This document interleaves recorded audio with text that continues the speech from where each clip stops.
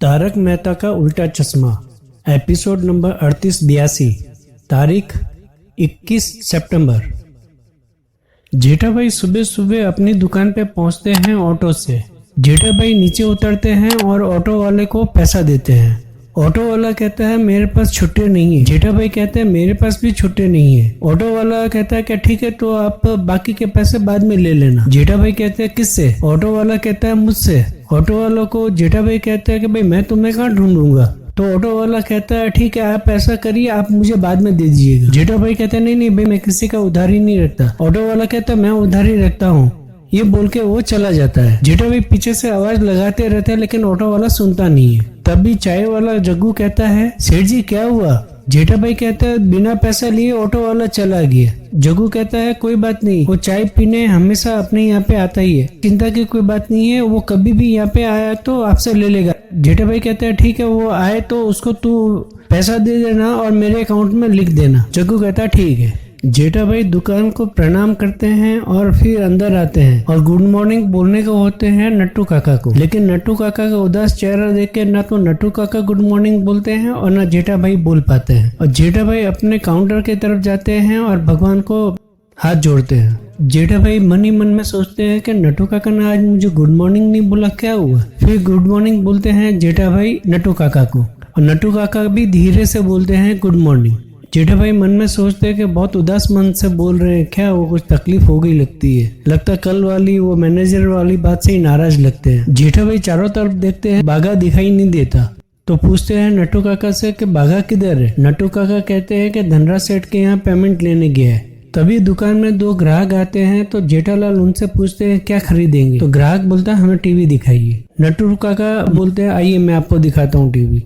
तभी जेठा भाई को मेहता साहब का फोन आता है। जेठा भाई मेहता साहब से कहते हैं कि अच्छा हुआ आपने फोन किया, मैं अभी आपको ही फोन करने वाला था। मैं दुकान पे आया तो नट्टू काका ने मुझे गुड मॉर्निंग ही नहीं बोला। जेठा भाई कहते हैं लगता है वो मैनेजर वाली बात से नाराज हो गए लगते हैं। मेहता साहब कहते हैं कि तो मैनेजर रखना है कि नहीं रखना है? जेठा भाई कहता है नहीं मैनेजर तो रखना ही है। तो मेहता साहब कहते हैं कि मैंने तुम्हारे मैनेजर के लिए ऑफिस में बात की थी। मेरे ऑफिस में एक आदमी है जिसका साला है, वो मैनेजर की नौकरी ढूंढ रहा है। जेठा भाई कहते हैं कि कौन साला है? मेहता साहब उनको बोल दीजिए साला तो मुझे नहीं चाहिए। मेहता साहब का फोन स्पीकर पे होता है। जेठा भाई कहते हैं कि उसको बोल दीजिए कि कोई भी रिश्तेदार चलेगा लेकिन साला नहीं चलेगा। तभी वो आदमी फोन के पास आता है कि बोलता है कि सर प्लीज मेरे साले को नौकरी पे रख लीजिए। जेठा भाई कहते हैं ये कौन बोल रहा है? मेहता साहब कहते हैं मेरे दो ऑफिस में जो आदमी है वही बोल रहा है। तो आदमी बोलता है कि सर मेरे साले को रख लीजिए, मैं बहुत परेशान हूँ अपने साले से। जेठा भाई कहते हैं कि ऐसे तो परेशान मैं भी अपने साले से हूँ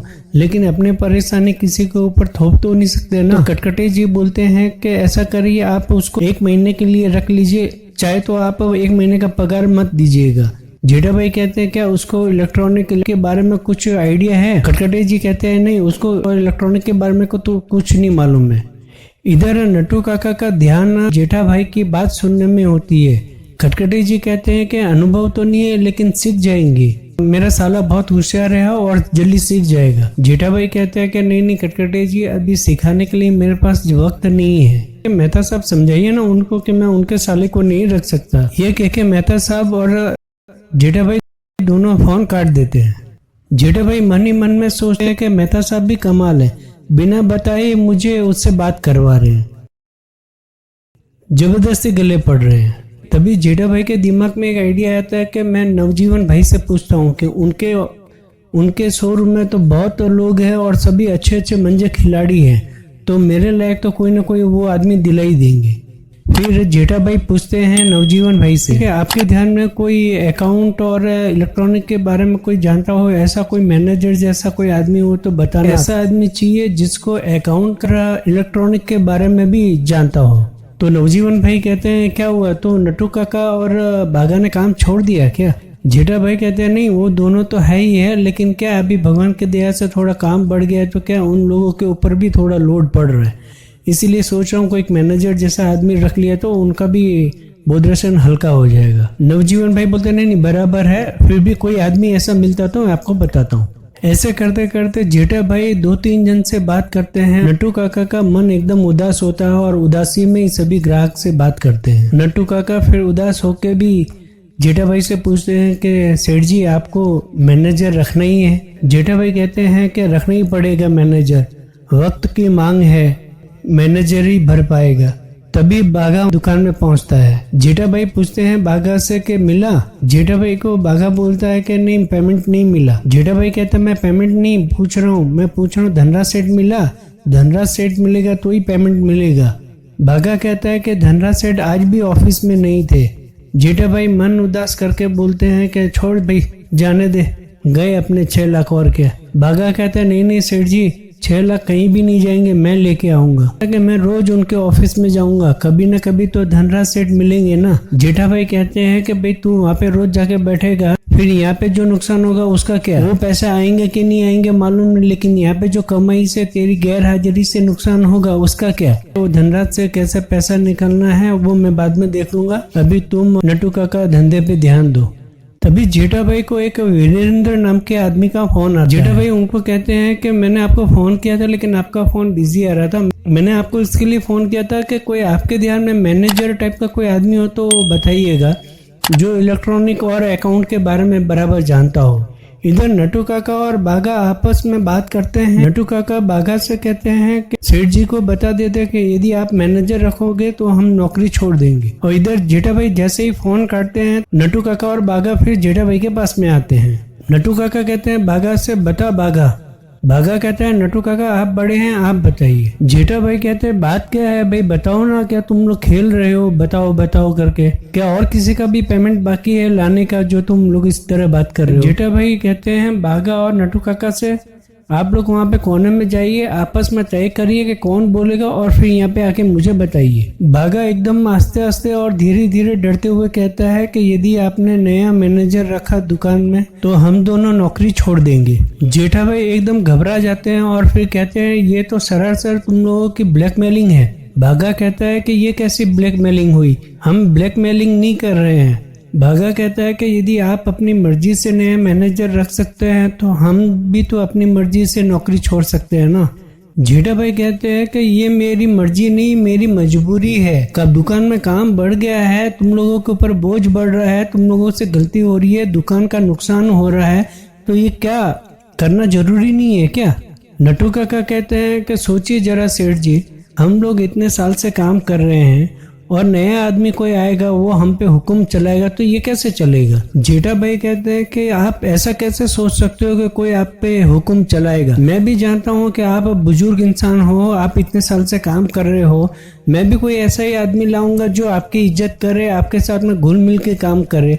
नटू काका कहते हैं चलो ठीक है सेठ जी, हम लोग बीच मजदार में आपको छोड़ के नहीं जाएंगे, हम उन्हें मैनेजर के साथ में काम करेंगे, जमा तो ठीक है, नहीं तो हम दोनों नौकरी छोड़ के चले जाएंगे। जेठालाल बाघा और नटू काका बात कर रहे होते हैं, तभी एक मैडम अंदर दुकान में आती है और कहती है एक्सक्यूज मी, मैं अंदर आ सकती हूँ? जेठा भाई कहते हैं हाँ मैडम आइए आइए, आपकी दुकान है, आइए। मैडम अंदर आती है और कहती है मुझे पहचाना नहीं, मैं बावरी हूँ, बावरी। जेठालाल बावरी को घूर के देखते हैं। नटू काका और बाघा तीनों देख के चौंक जाते हैं कि ये बावरी ने क्या हुलिया बना रखा। जेठालाल कहते हैं ये तूने क्या हाल बना रखा है, मतलब किसी ड्रेस कंपटीशन में भाग लेके आ रही है, पेंट कोट और सभी पहन के घूम रही है, आखिर है क्या? बावरी कहती है मैंने मार्केट में सुना है मैनेजर के लिए किसी को ढूंढ रहे हैं। जेठा भाई कहते हैं कौन सा मार्केट? बागेश्वर मार्केट। बावरी कहती है हाँ, लेकिन आप मैनेजर ढूंढ रहे हैं ना? जेठालाल कहते हैं हाँ मैं ढूंढ रहा हूँ। बावरी कहती है तो आपके लिए एक गुड न्यूज है। बावरी कहती है कि अब आपकी चिंता खत्म, आपको किसी को ढूंढने की जरूरत नहीं है क्योंकि मैनेजर मिल गया है। जेठा भाई कहते हैं मैनेजर मिल गया है? बाघा कहता है कोई आपके ध्यान में है क्या मैनेजर? बावरी कहती है बाघा से आप तो जानते हैं ना कि मेरी फैमिली में, मेरे रिश्तेदार में सभी करोड़पति है, कोई नौकरी नहीं करता। बावरी कहती है कि गड़ा इलेक्ट्रॉनिक में मैनेजर के लिए मैं किसी को लेके आई हूँ। जेठालाल बाहर की तरफ देखते हैं और कहते हैं कि किसको लेके आई है? बावरी कहती है आप अभी भी नहीं समझे? जेठा भाई कहते हैं नहीं। बावरी कहती है मैं मैनेजर के पोस्ट के लिए मैं अपने आप को लेके आई हूँ। तीनों चौंक जाते हैं। भागा एकदम खुश हो जाता है और कहता है कि बावरी जी ये तो मस्त गुड न्यूज है, बहुत अच्छी बात बोली आपने। भागा कहता है कि सेठ जी हमें ये मैनेजर चलेंगे। नट्टू काका कहते हैं कि यदि ये मैनेजर बन जाती है तो हमें नौकरी छोड़ के जाने की जरूरत नहीं है। जेठा भाई कहते हैं कि बावरी मैं तुझे नौकरी पे नहीं रख सकता। तो भागा और नट्टू काका कहते हैं कि क्यों? बावरी भी कहती है क्यों? नट्टू काका को जेठा भाई कहते हैं कि इस करोड़पति को मैं नौकरी पे कैसे रख सकता हूँ नट्टू काका। बावरी कहती है क्यों? जेठा भाई कहते हैं कि तुझको मैं यहाँ पे नौकरी पे रखूंगा तो मुझे तो करोड़ों रुपए तुझे तनख्वाह में देनी पड़ेगी। बावरी कहती है कि मुझे सैलरी नहीं, मुझे प्यार की जरूरत है और प्यार के लिए मैं काम कर रही हूँ। आप मुझे जो भी सैलरी दोगे मुझे मंजूर है। जेठा भाई एकदम भंवर में फंस जाते हैं और सोचने लगते हैं कि अभी क्या करूं। जेठा भाई धीरे धीरे भागा के पास में जाते हैं और धीरे से कहते हैं कि तूने बावरी को ये कुविचार दिया है। भागा कहता है नहीं ये विचार उन्हीं का है, हमने कुछ नहीं बताया। बावरी कहती है कि बागेश्वर जी बहुत टेंशन में थे, इसीलिए मैं यहाँ पे आई हूँ मैनेजर के लिए, ताकि आपका और बागेश्वर जी का टेंशन दूर हो जाए। बावरी कहती है कि बस आप मुझे अभी मैनेजर बना दीजिए ना। जेठा भाई कहते हैं मैनेजर बना दीजिए, ये कोई भेल बनाने जैसा नहीं है भाई साहब, एक मेरे लिए भेल बना दो, ऐसा नहीं है, पढ़ाई की डिग्री की भी जरूरत पड़ती है। बावरी कहती है मेरे पास में डिग्री। जेठा भाई पूछते हैं कौन सी डिग्री है तेरे पास में? बावरी कहती है MBA।